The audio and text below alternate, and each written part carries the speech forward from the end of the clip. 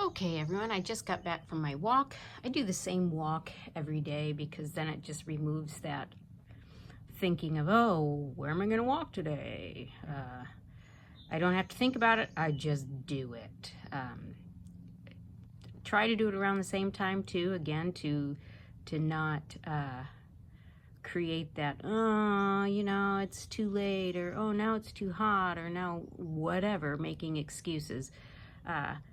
So it's kind of funny though with the Daily Stoic reading about being flexible.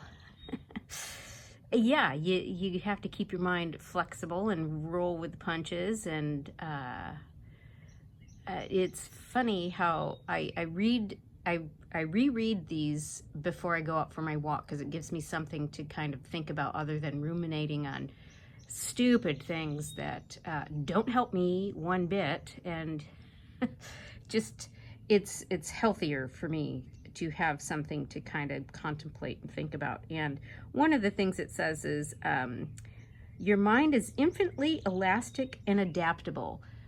Yes, if you work on keeping it flexible and elastic. Part of my experience of working in the senior living industry, you can see how as we age, if you are not conscious of that, your mind really does become more stubborn, I guess, or just less elastic, or you are not as accommodating, or you just don't roll with the punches well. And we would see this on a daily basis. So anytime there's a change in the schedule, oh my God, some people would just be in an uproar, or just so frantic about it, or anxious about it. And you think, oh my God, please don't let me get that way. I don't want to be anxious just because, a bingo started 10 minutes late. And I'm not exaggerating. And people that work with me know I'm not exaggerating. They run their day on a very strict timeline. And really, their day revolves around those scheduled activities and meals especially. So we would see the same people lined up sometimes half an hour before the meal would start because that was their day. That was their schedule, and boy, don't you mess with that, because then that just throws them for a loop. So yeah, keeping your brain flexible and the elasticity still there. I need to do some research on how to maintain that as I age, because boy, I just want to be able to remain able to roll with those punches and change plans accordingly or quickly, or just be like water, which is another thing that I heard from work in our training sessions. In the beginning, when I first started working there, they had a sales training, and one of their phrases was, be like water, because you never know what the day is going to bring, and you got to go with the flow, and you're going to be asked to do so many different things on any given day, so you just need to be able to manage it. And so be the water. And that kind of made me start thinking about how I had a great team at my previous employer, Fairwinds Brighton Court. The sales team, that was three of us, Becky, Linda, and myself. What a great experience to work on a solid team like that, that supported one another. We had each other's backs. We trusted one another. And our general manager, Jackie, just the greatest general manager anyone could ask for. And so when COVID hit, boy, oh boy, did we really have to be like water. And so I'd come into the sales office and we would joke about, hey, I'm water today. I'm a waterfall. What do we have to do today? Are we collecting garbage? Are we doing COVID tests? Are we delivering mail? What are we up to today? And it was an ever-changing thing. And so here is our general manager, the leader of the ship, and talk about stoicism and being stoic. Holy cow. Because sometimes things would change within the hour. And so this being flexible and being able to roll with things and being like water, she was a great example of that. And she did it with such grace and calmness. So everyone on that team was willing to do whatever needed to be done. And I think in large part due to her leadership and her just her whole attitude. And yeah, I couldn't have asked for a better team to go through something like that with, because boy, it was traumatic. And I think we all have a little PTSD after that. So I'm thankful for having that experience with that team, because I would not have wanted to have gone through something like that with any other team. So thank you, Jackie. Thank you, Becky and Linda, for being that solid team that we all needed, and being flexible and being like water in a time where, holy cow, yeah, those were trying times.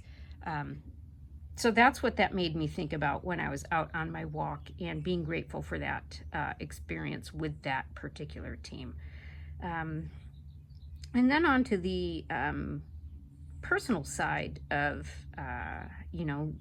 plans change. Obviously, my plans have changed. And the good, at first it was hard to see the good in that, because, you build your life around these plans and your goals, and what you think is a mutual plan and a mutual goal.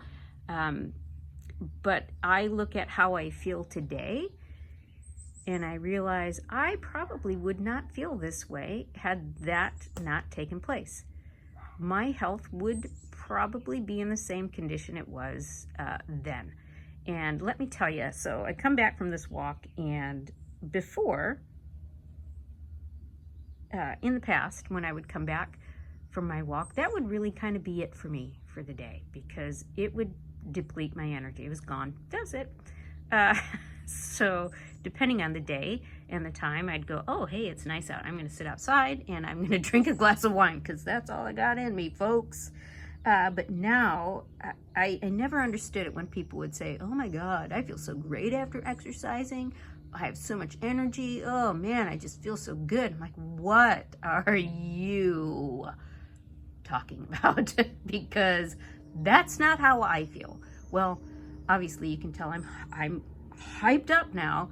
That is, I get it. I understand now. I totally get it. And boy, am I thankful for that. And had what happened to me not happened, had not have happened, I wouldn't be where I am right now, physically. So thank you. I just, like I said yesterday, cannot underestimate that. So that is definitely a positive. And the other positive that I think is going to come from this, and I'm telling my brain to be elastic here, think flexible and be elastic, is that, who knows what's going to come? I mean, if my health feels this great, who knows what else is next for me? And so doing the inner work is, who knows what that can draw, what I can draw from that. The other thing I thought about was this part about, if someone hurts you, it's a chance to practice forgiveness. For me, forgiveness, it depends on the situation and what it was that hurt you. Sometimes it's a window into somebody's character.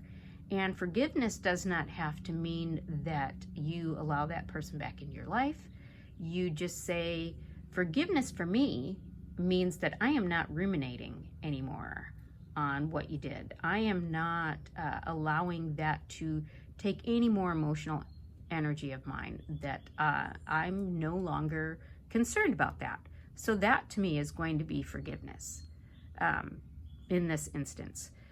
So that might take some time, and that's all right. That is all right. Because I feel on the whole I'm a pretty forgiving person. And I feel on the whole too that I'm pretty flexible and accommodating and easygoing, and hey, I'm up for anything. I'm game for anything.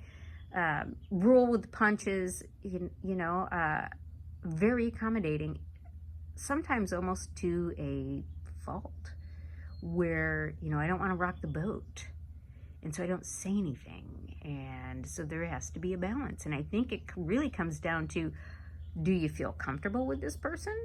Can you rock the boat with this person? Can you really say how you truly feel, or are you going to regret it? And so then you just keep your mouth shut and roll with just go with the flow. I'm going with the flow here, people, because I do not want to risk rocking the boat with this one.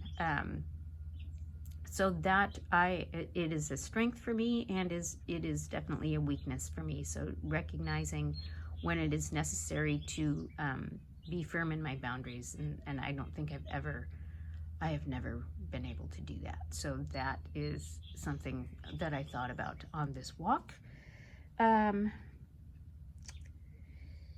So if something is hard, it says, it is a chance to get stronger. So those are good words to end with, because this has definitely been hard.